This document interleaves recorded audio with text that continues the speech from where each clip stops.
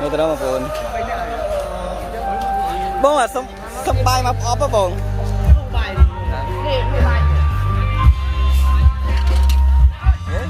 Let's go ấy, mẹ đấy, ơi trời ơi, còn thon mũi không, cá đó rồi. Đi, gọi phải xong hộp mặt làm to tới phải ở vậy. Chăm ơi, khi vẫn chăm xa đâu chăm bên xong. Có nói anh đặt bao tiền xe tới giờ này mình vừa ca nghe rồi chặn lại chân tư từ đó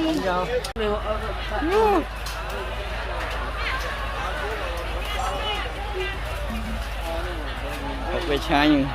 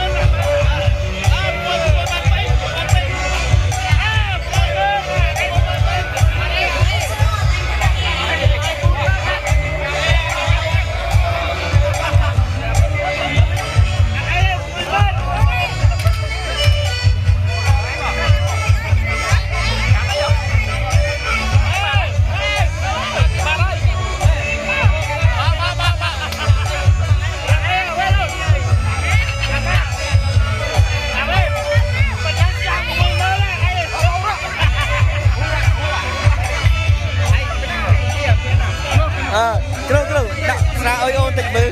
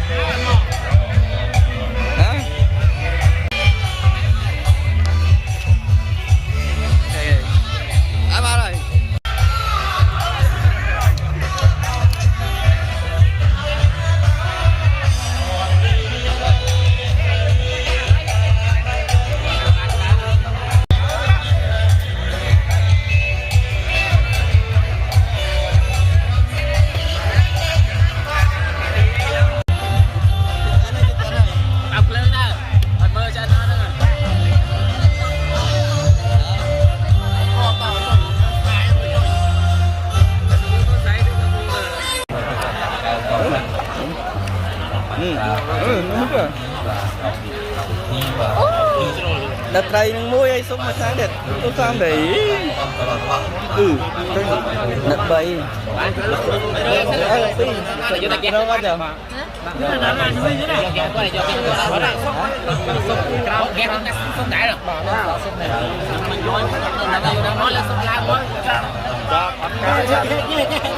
ê đặt hôm này ở sân tới hôm